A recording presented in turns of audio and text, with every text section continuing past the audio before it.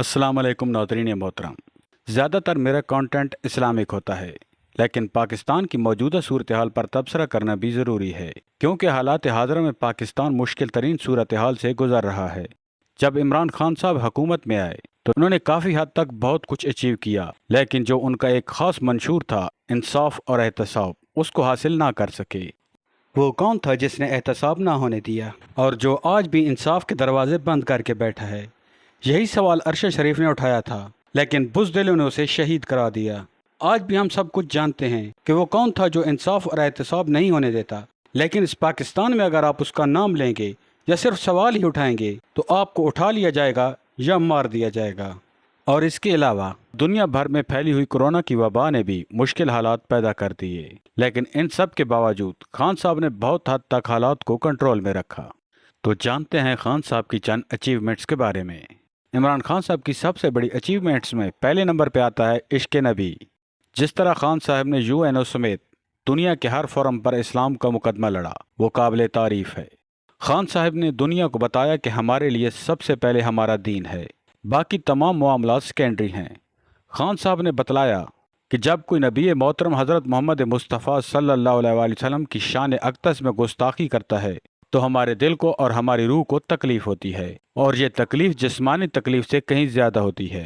खान साहब ने दुनिया को बताया कि मुसलमान दहशतगर्द नहीं, बल्कि किसी एक के फ़ेल को तमाम मुसलमानों से ना जोड़ा जाए, क्योंकि जिस तरह आप हिटलर के इक़दामात से तमाम क्रिश्चियंस को दहशतगर्द नहीं कहते, तामिल टाइगर्स के खुद कुछ धमाकों पर हिंदुइज़्म को दहशतगर्द नहीं कहते, किसी एक फ़र्द वाहिद या ग्रुप की वजह से आप मुसलमानों को भी दहशतगर्द नहीं कह सकते।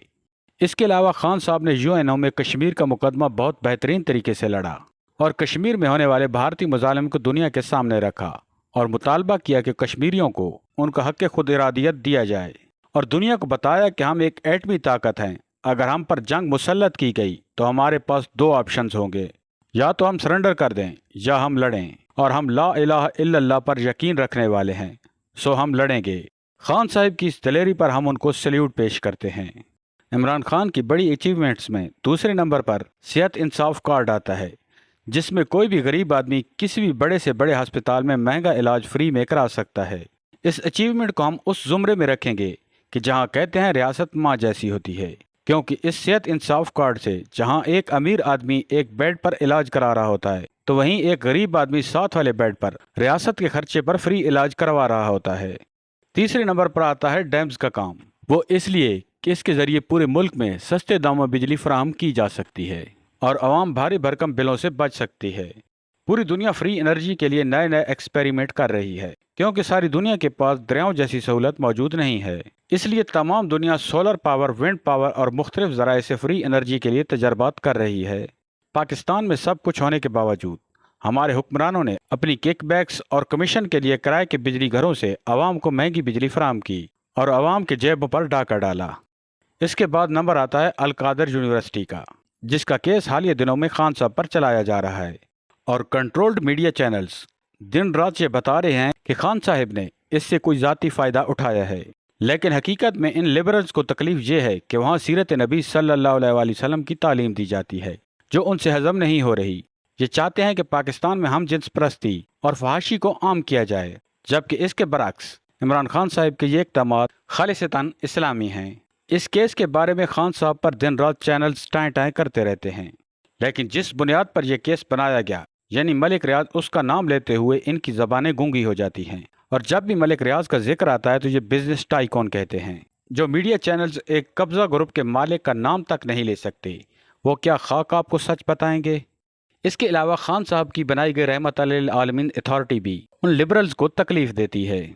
ये कल्चर में तो पाकिस्तान को यूरोप जैसा बनाना चाहते हैं, लेकिन सहूलियात के लिहाज से सोमालिया जैसा देखना चाहते हैं, ताकि पूरी ज़िंदगी ये आवाम को ग़ुलाम बना कर रखें और उन पर हुकूमत करें। और इसी मकसद के लिए उन्होंने चंद एक के सिवा तमाम मीडिया को कंट्रोल किया हुआ है। आपने देखा होगा खान साहब के दौर में जब महंगाई 11% पर थी तो मीडिया वाले आवाम में माइक लेकर पहुंच जाते और माइक ज़बरदस्ती आवाम के मुंह में ठूंसते और ये कहते नजर आते कि मज़ा आया तब्दीली का। लेकिन आजकल ये मीडिया चैनल्स 41% महंगाई पर ख्वाब खरगोश के मज़े ले रहे हैं। ये बिकाऊ और कंट्रोल्ड मीडिया मुकम्मल तौर पर इन देसी लिबरल्स के कंट्रोल में है।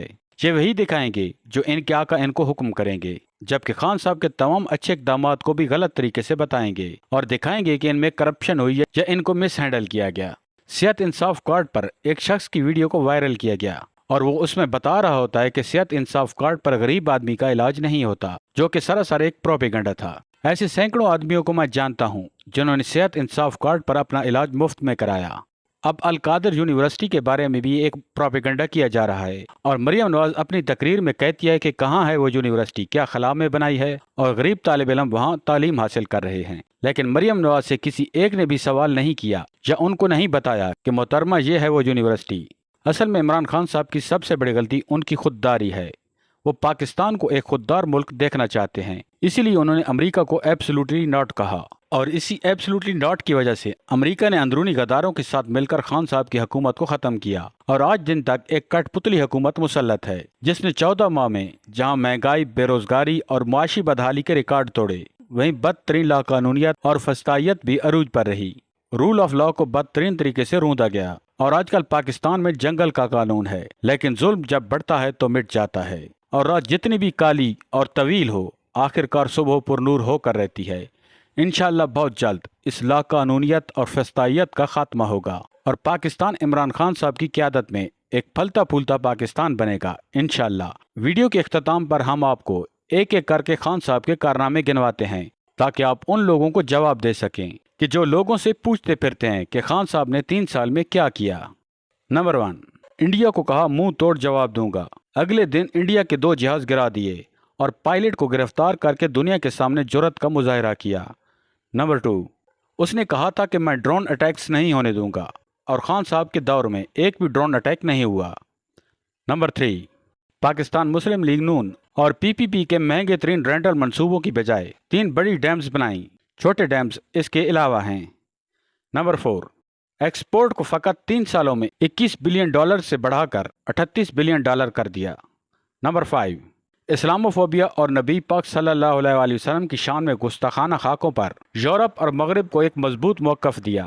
नंबर 6, मोदी को दुनिया के सामने हिटलर के जानशीन के तौर पर पेश किया और कुलभूषण को दुनिया में दहशतगर्दी की अलामत के तौर पर पेश किया। रैकेटिक में ज़ाया किए गए $11 बिलियन जुर्माने को $9 अरब इन्वेस्टमेंट में तब्दील करवाकर मुल्क व कौम की खिदमत की। नंबर 8, PIA को खसारे से निकालकर मुनाफा की तरफ गामजन किया। सालों बाद एयरलाइन करोड़ों में मुनाफे तक पहुंच चुकी थी और नवाज शरीफ इस एयरलाइन को सस्ते दामों बेचना चाहते थे। कंस्ट्रक्शन इंडस्ट्री के लिए शानदार पैकेजेस का ऐलान किया, जिससे 8 लाख नई नौकरियां पैदा हुई, हत्ता के कोरोना अरूज पर था। नंबर 10, टेक्सटाइल की तबाहहाल इंडस्ट्री को दवाम बख्शा, एक्सपोर्ट को $20 अरब तक पहुंचा दिया, जो कि गुज़िश्ता हुकूमतों में फ़कत 9 या $10 अरब तक महदूद होकर रह गई थी। Number 11, billion tree tsunami project launch किया, जिससे आलमी सतह पर बेपनाह पजीराई मिली, जिसके तहत 2 अरब तक दरख्त लगाए गए। नंबर 12, कई सालों बाद किसान दोस्त पॉलिसियों की वजह से गंदम, चावल, कपास और गन्ने की शानदार फसलें मिली, जो कि गुज़िश्ता अदवार में बहुत कम हो चुकी थीं। तारीख में हमें बहुत सालों बाद किसान खुशहाल नजर आया। गन्ने के पैसे फौरी तौर पर अदा किए गए और किसानों के लिए बहुत सी सहूलियात दी गई, जिनमें किसान कार्ड वगैरह शामिल हैं। नंबर 13, 50 साल बाद 2 नई नहरों का मंसूबा लॉन्च किया गया। नंबर 14, बैंकों को इंतहाई कम रेट पर मिडिल क्लास लोगों को कर्जे देने के लिए राजी किया गया। नंबर 15, पूरे मुल्क के लिए हेल्थ इंश्योरेंस का प्रोग्राम लाया गया, जिसमें हेल्थ कार्ड एक शानदार कामयाब प्रोजेक्ट है, जिसमें हर फैमिली को 10 लाख तक का इलाज फ्री दिया गया। ऐसी बीमारियां भी शामिल हैं जो ज्यादातर गरीब लोगों को इफेक्ट करती हैं। नंबर 16, सर्दियों में एक खानदान को सड़क पर सोते देखा तो मुल्क भर में 150 से ज्यादा पनाहगाहें और शेल्टर्स होम बना दिए, जहां खाने तक को मुफ्त में मुहैया किया गया। नंबर 17, कोरोना के दौरान मुल्क को अच्छे तरीके से संभाला और कम आमदनी वाले घरानों को बाइज्जत तरीके से माली इमदाद फराहम की। नंबर 18, 70 सालों में पहली बार एक निसाब तालीम को राइज करके गरीब और अमीर की तकसीम को ख़त्म कर दिया और मदरसे के तालिब इल्मों को भी आगे बढ़ने का रास्ता दिया। नंबर 19, सिटीजन पोर्टल के जरिए आम शहरी को वज़ीर आज़म तक बराह रास्त रसाई दी, जिससे अब तक 45 लाख लोगों के मसाइल बर वक्त हल हो चुके हैं। नंबर 20, रूस का तारीखी दौरा किया और हालत जंग में रूसी सदर के साथ 3 घंटे तक तवील मुलाकात की और शानदार एग्रीमेंट्स किए, जिसमें 20 से 30% सस्ता पेट्रोल वगैरह शामिल थे, जिनको मौजूदा इम्पोर्टेड हुकूमत मकारी से कैश कर रही है। नंबर 21, 3.5 سال میں 1.5 لاکھ نئی کمپنیاں رجسٹر ہوئیں، جو کہ گزشتہ حکومتوں کے مقابلے میں 10 گنا زیادہ ہیں۔ نمبر 22، القادر یونیورسٹی اور رحمت للعالمین اتھارٹی کا قیام۔ نمبر 23، ایران، چین، روس اور سعودی عرب کے ساتھ برابری کی سطح کے مثالی تعلقات قائم کیے۔ نمبر 24، نہ صرف وزیر اعظم ہاؤس میں رہا بلکہ کسی دوسرے گھر کو وزیر اعظم ہاؤس کا درجہ بھی نہیں دیا تاکہ عوامی پیسہ ضائع نہ ہو۔ نمبر 25، فاٹا کو KPK کا حصہ بنایا تاکہ کوئی غیر ملکی طاقت جنگی قبائلی علاقے پر قبضہ نہ کر سکے۔ نمبر 26، پاکستان کی 70 سالہ تاریخ میں پہلی بار قومی سیکیورٹی پالیسی بنائی۔ نمبر 27، غربت کے خاتمے کے لیے احساس راشن پروگرام لانچ کیا، جو کہ اس وقت دنیا میں چوتھا بہترین پروگرام ہے۔ نمبر 28، کامیاب نوجوان اسکیم کے تحت 30 سے 50 لاکھ کے قرضے براہ راست نوجوانوں کو دیے، بجائے فراڈ لیپ ٹاپ یا جھوٹی شہرت والے پروگرامز کے ٹھوس پروجیکٹس پر کام کیا۔ نمبر 29، پہلی بار پاکستان میں 70% اپنی ضرورت کے مطابق موبائل فون بنائے گئے۔ الیکٹرک موٹر سائیکل اور کمپیوٹر بنانے کے کارخانے پاکستان میں لگائے گئے۔ بارڈر پر بار لگا کر سمگلنگ کو روکا، جس کی وجہ سے ملکی انڈسٹری کو فروغ ملا اور ملک حقیقی معاشی ترقی کی طرف گامزن ہوا تھا۔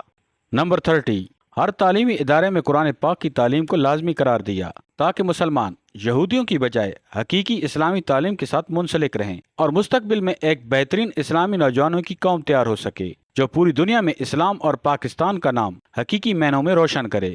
میری آپ تمام سے گزارش ہے کہ ایسے لیڈر کی قدر کریں جو کہ نہ صرف پاکستان بلکہ امت مسلمہ کا لیڈر ہے۔ دعا ہے کہ اللہ پاک جلد اس لاقانونیت اور فسطائیت کا خاتمہ کرے، پاکستان میں امیر اور غریب کے لیے ایک ہی قانون ہو اور پاکستان ترقی کی راہ پر گامزن ہو۔ آمین۔